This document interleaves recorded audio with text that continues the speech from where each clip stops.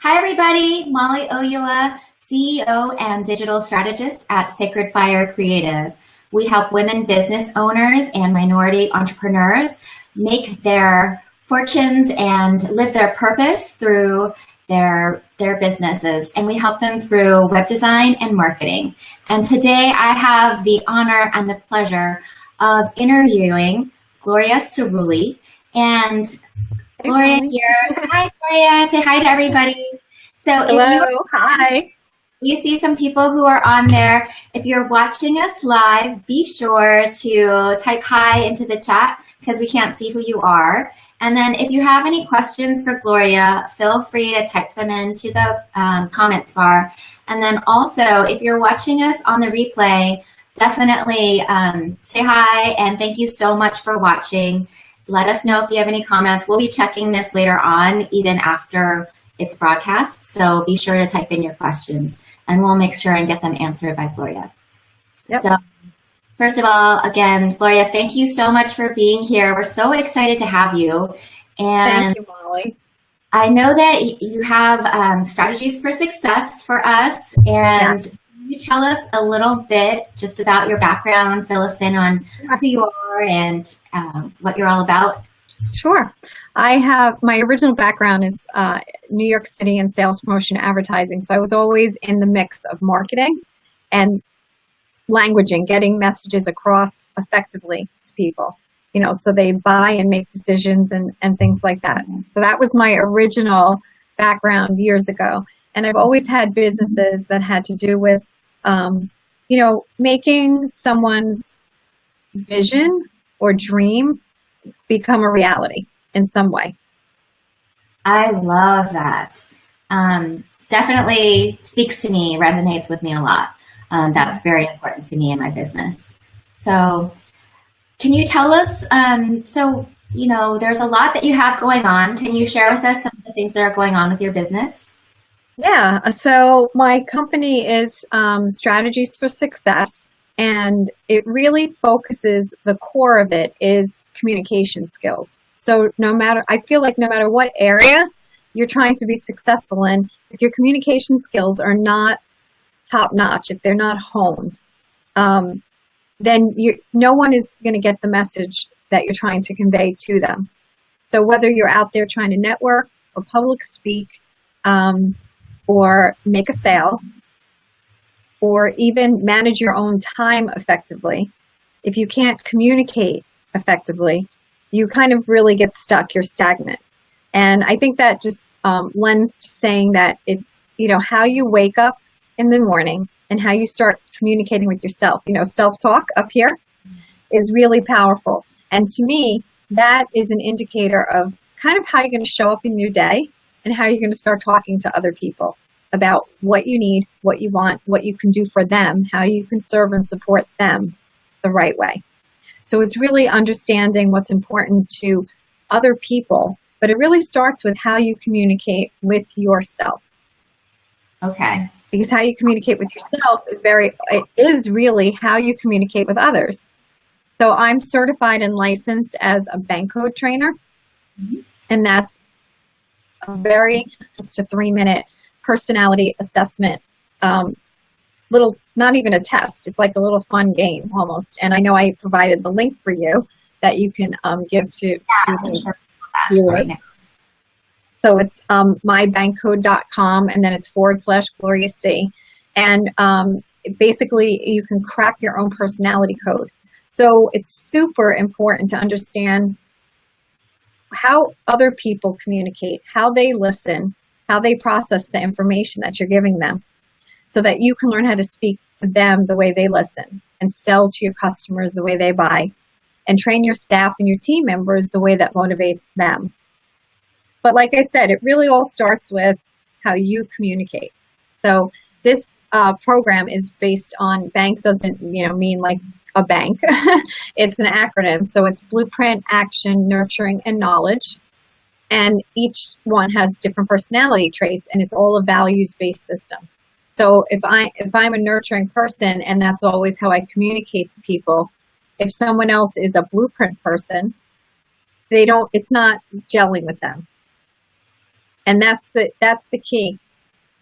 Very often when you go to buy something and you speak to a salesperson, sometimes you walk away and you're like, I don't like that salesperson. You know, you're dismissive of them, but in reality, it's because you felt dismissed by them. Mm-hmm. You didn't feel like they heard you, they understood you, they got you, right? How many times, oh, he just doesn't get me. It could be friends, it could be family, because you're not communicating in the same style is really what it comes down to. So Gloria, you know my code probably, but so I really want to get down to like, what are the juicy nuggets that we can like give away to people here? So not necessarily related to bank code, because I know a lot of people do that, but things that you bring specifically in your business, and when you're talking about communication strategies, what are some, well, first of all, let's back up and say, what are like the biggest problems or questions that people have when they come to you? And do they have a specific communications issue, or is it something like they have an issue and then you recognize that as a communications issue? Yeah, so it actually works both ways. I have a lot of clients that realize that communication is not their strong suit, whether it applies to how they're selling to people, or just communicating in general, or negotiating, or their public speaking skills, or even the networking skills. So a lot of times people come to me they come for help in those various areas, but like I said, communication is really at the core of every relationship.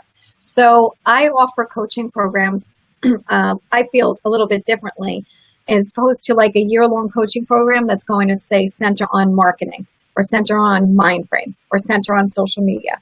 I offer different modules that people can select. So if you feel that you need help with networking, and you feel that you need help with public speaking, and you feel that you need help with maybe creating an attention-grabbing elevator pitch, I specifically have a technique that I call ZIP, zone in, please, because people tend to zone out when you're doing that 30-second intro. How many times have you been at an event and, going around the room, and it's endless, and people are, they're doing their little intro, and, you start to notice that people are glancing at their watch, they're, looking out the window, they're checking text messages, they're even going through a laundry list of errands they have to do later, other than listening to what somebody is saying. Because very often people just get up and they say, hi, I'm Gloria Cirulli, and my company is Strategies for Success. By the time I say that, I've lost people. So I really feel that engagement is important. And usually by asking a question, that automatically creates engagement for people and grabs attention. What I was trying to ask was, what are the issues people come to you with? Is it like you mentioned networking? Like, is it networking, or is it like sales, or is it like you can help them with everything? So they just mention one of those things, and you have like a module that goes with that. I have various. What's the most thing you help people with?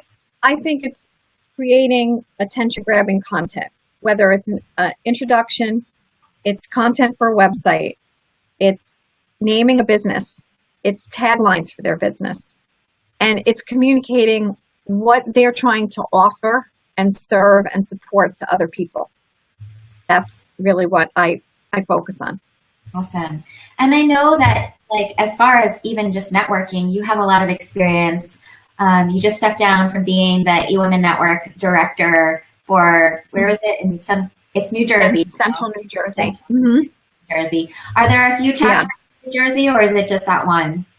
That's the sole chapter in New Jersey. Yeah.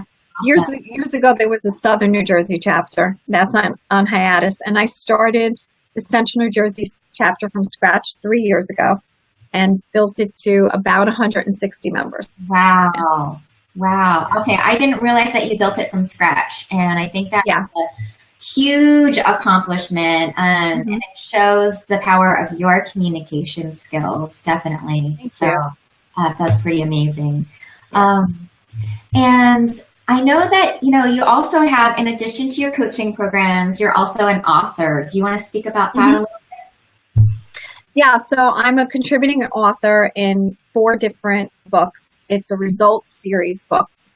And the woman who is in charge of these anthologies, Jean Oursler, she is a results person. That's her area of expertise.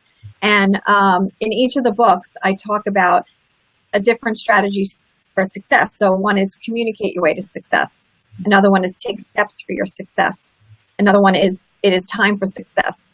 And there's, networking for success, because we can do all of these things. I mean, anyone can, get up and speak in public. I mean, they may be scared, they may not want to do it.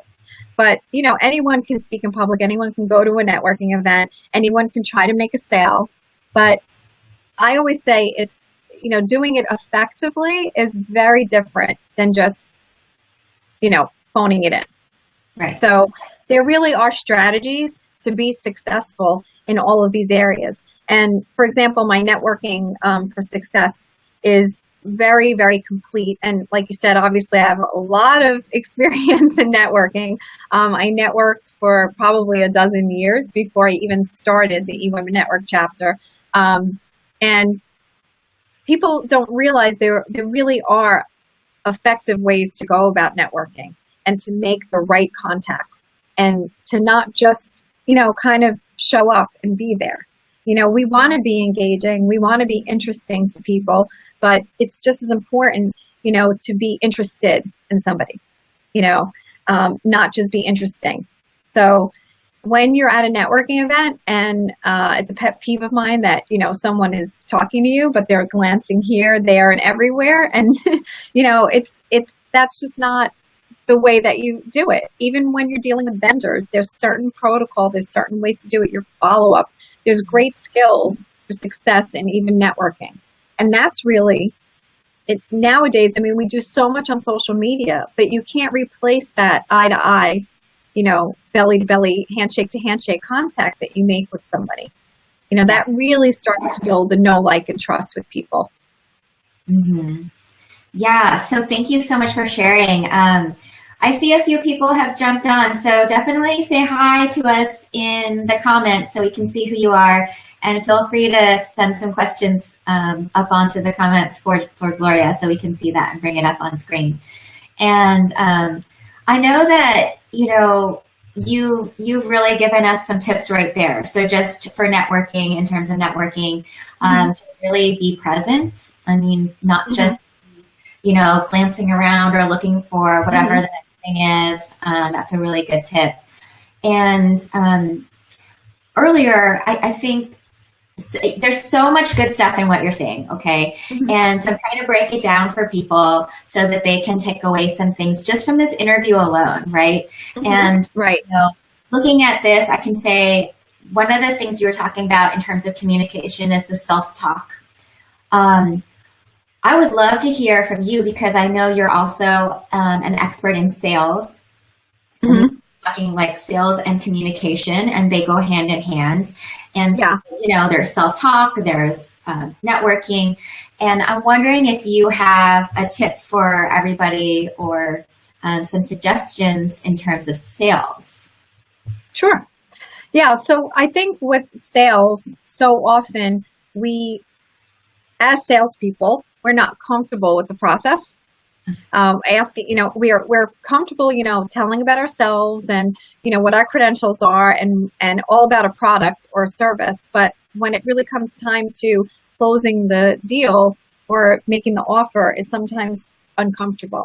So I really feel, again, getting to know your prospect, getting to know your client, getting to know your customer is more important, because they're really going to tell you what they need. They're going to use the words and the languaging and tell you what they need in order to, you hear the term, the pain point, but that's the truth. You have to find out their pain point and how you can solve it. And once you can do that, and usually price is not an object. I mean, I'm not going to say always, but a lot of times if you really can give them that solution that they're needing, then they're more apt to make that decision. But it is communicating to them in the correct style. So somebody who, just is looking for the opportunity, they want, quick information. and they want to know that this is like an opportunity for them to take. And somebody else that needs all the processes and the planning in place, they're going to want to know a step by step. So it's how you're delivering what you're saying to somebody is really the key. Knowing what they value is the important thing. What makes sense to them, what feels right to them is really what the key is. So with selling, it's getting to know your prospect, delivering the message in the way that they're going to process it. So I think a lot of times as salespeople, we also cut ourselves off at the knees, where someone will say no or they have to think about it, and you don't want to pressure.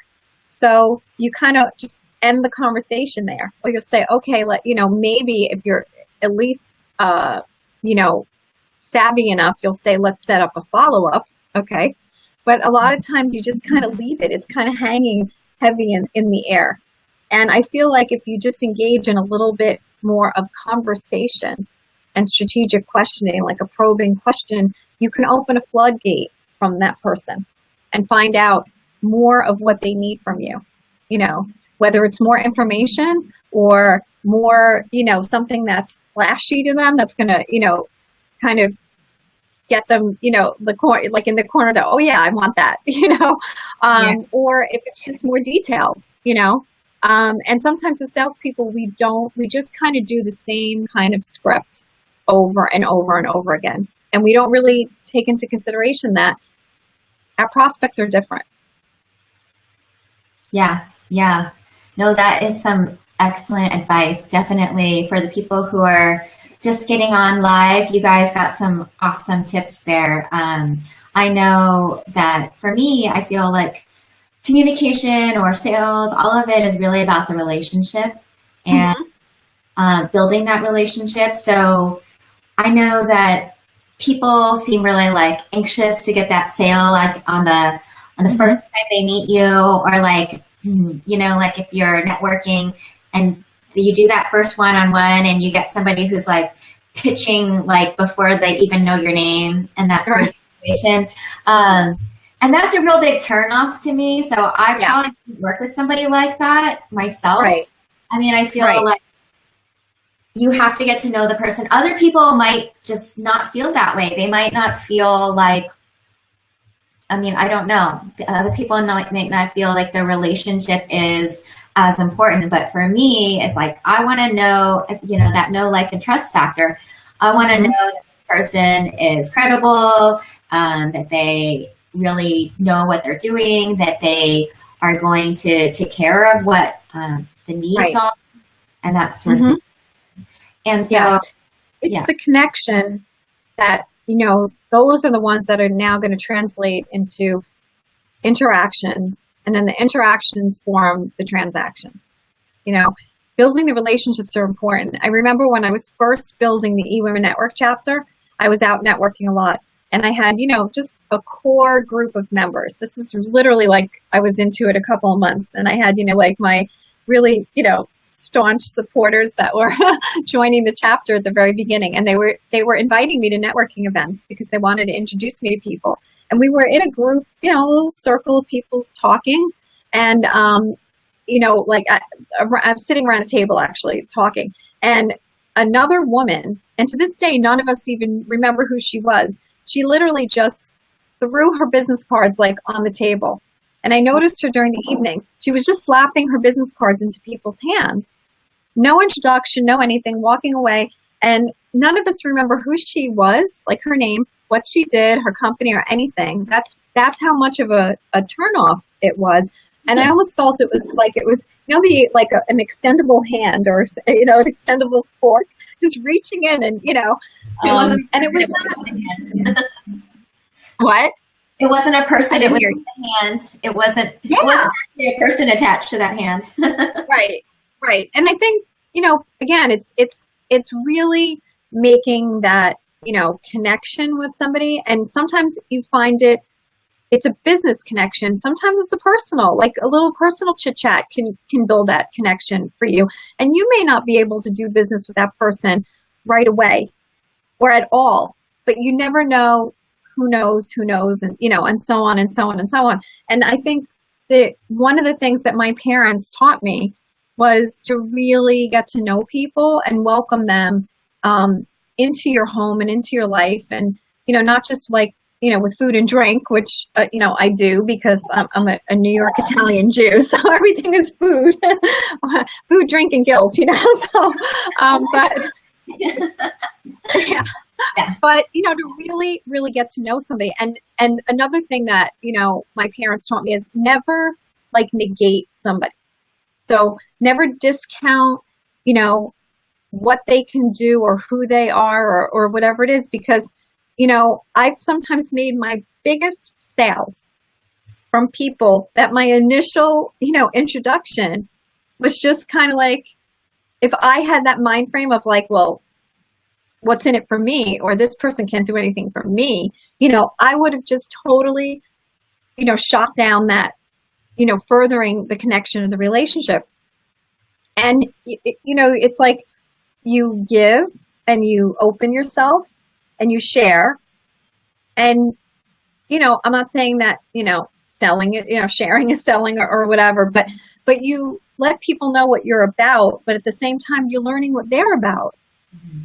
And you'll be amazed what you find out, and sometimes the connection that you make for somebody else, and then all of a sudden it comes back to you. And this has happened to me. I've been like, oh, how did you hear about me? And it was somebody I met like 3 years ago, and, stayed in touch with them though, whether it was through Facebook or whatever, and just kind of, you nurture a relationship. And nurture a relationship doesn't necessarily mean that it's, touchy-feely and huggy and all that. I mean, and chit-chatty. Sometimes it's you providing the information that someone needs, but you have to, grow. You can't just plant a seed and expect to eat the crop.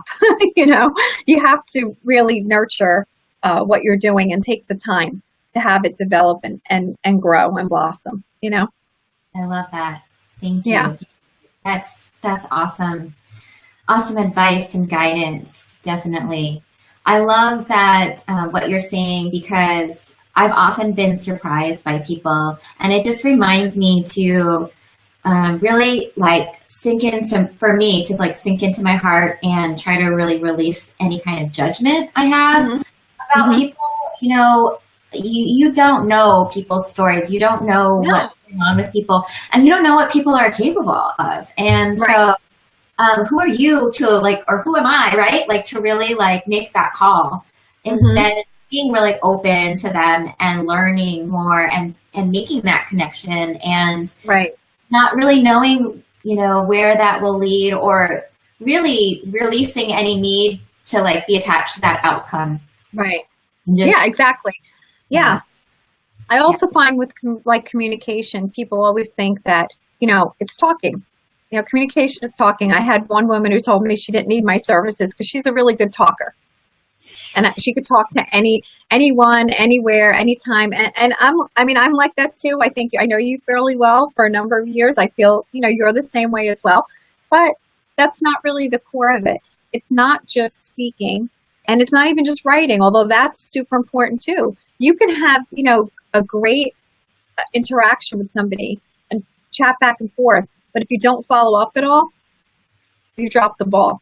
And if you follow up and it's a stock email, or it's just, again, focused on what you can offer them, you're losing it. You're missing the mark. So communications is speaking and it's writing, but it's also listening and it's also observing. The power of observation is powerful. And it's even silence. And that's the thing too with people when it comes to, making that offer or making that sale, that pitch or offer, whatever you want to call it, is, and hopefully it's not a pitch, it's more of an offer, but they'll make the offer, and then there's that moment of silence that sometimes turns into more than a moment. And it becomes uncomfortable. And then people tend to keep on going, and trying to convince somebody of doing something. And, that's not what the point of it is. You should be delivering something to someone, whether it's a product or service. And I even like to say that sales is not just products and services. It can be visions and dreams and outcomes and goals too. So if you can provide, the solution for somebody, for any one of those things, then their decision making should be fairly easy. And if they feel like they connect with you. I love that. Yeah. I really love what you just said. So, I saw some people just joining us right now, and if you are just joining us, one of the things that you said that I just love is, sales is not just products and services. It's also visions, dreams, goals, and everything that you can provide for that solution to the problem. Right. So, that's beautiful. I also feel that the most important thing is how somebody feels after you've walked away from them. So it's really important, obviously, how they're feeling when you're engaging and interacting. But after somebody walks away, like I want to know that somebody feels like, I did get them. I did listen. I did understand them. And just a good feeling about me in general, or doing business with me, or being able to refer me. And the same thing with, I always feel that it's how I feel after someone leaves me, or how I make someone feel after I've left is honestly the most important thing. Oh, that's a lot to think about. I think that, I love it. It's just, that's perfect. This is exactly what I was hoping for. It's like something I haven't heard of. And you just mentioned a couple of things now. You're just getting into some juicy stuff here. And thank you so much. I'm going to show Laurel. Hi, Laurel. She says, love your topic. That's right. It's a great courtesy to do the communication. That's the moment when it becomes service, not sales, and people respond. True. Yes. Thanks, Laurel. Yeah. I agree. When it feels more like service, when it is a sale. It's an exchange, but you are really providing a service that offers that solution to what they're looking for, or what maybe they don't even know that they have, the issues they're having. Right. Yeah. So before we wrap up, Gloria, what action steps do you want people to take after they see this? I know that you have, let's just put up your bank code again. So this is a good way to get started. If you're just curious about something that Gloria mentioned earlier, and you're wondering what your own kind of style is, your own personality style, you can go to mybankcode.com/GloriaC. And so there, and it'll take you just less than a minute. It's honestly less than a minute, probably. They say 90 seconds to 3 minutes, but it really is most likely less than a minute. It actually clues me in when I'm using, because you can use the bank card the cards as well, the bank value cards. It clues me in how long it takes somebody as they're doing it. I start to know, be able to tell what codes they are, what order their codes are. But I won't be able to see that when somebody's doing it online. But they can do it online, and they'll get a complimentary report with their code and, clues and cues on how they communicate, which is a great benefit to start learning that. Because I really can't stress enough that, if you're a nurturing person and you're communicating to a blueprint person, it's not going to jive if you're communicating in your way. You're only really hitting a quarter of the people you're speaking to, or 25% of the people that you're speaking to. And then if you're relying on them communicating your message to someone else. So, sometimes you do have business partners or personal partners that say, oh, I have to speak to my partner about this before I make a decision. And I think this is really important. I call it dealing with twosies, so you have another partner. It could be, like I said, business or personal. So it could be a spouse or a significant other, or it could be a business partner. And they can't make the decision without speaking to that partner. Sometimes that's just an excuse, but most of the time it's very valid, and again, if I'm communicating in my way of speaking to you and you have a different value system, and now your spouse or significant other or business partner has another way, then I call it, it's like the game of telephone. I call it via. So my message has gotten so diluted by the time it gets to that other person who's part of the decision-making process. So if you can really hone in on not only who you're speaking to, but if they've got to convey to somebody else, you're not relying on them doing it. You can actually provide the right information to give to that person that's going to hit them as well. So it really is, it's a very important thing to understand how to communicate effectively, how to write also, and tailor your emails and your website copy to hitting, different segments, or sometimes everyone. I call it like popcorn effect. Like when you're speaking to everyone, you don't know who's in the audience. So you have to be able to hold everyone's attention and hit as many people as you can and keep them engaged. So. Awesome. Yeah. And Tim says hi. Hi, Tim. If you are just catching this now, hopefully you'll go back and watch the replay. That would be great. Also, chime in into the comments and say hi. We would love to hear from you. Love to get some more questions for Gloria. And you can also find her on her website, which is gloriacirulli.com. And Gloria, do you have anything else that you would like our viewers to do at this point, or anything that you want to leave us with before we close up? Yeah. If they go to the website and there's a tab, Work with Gloria, it has the different topics that I speak on and that I also coach on. So if anyone's interested in what I have to offer, they can email me at, my email address is gloria@gloriacirulli.com. Pretty easy. I would love to hear from anyone. My email address and phone number are listed on my website as well.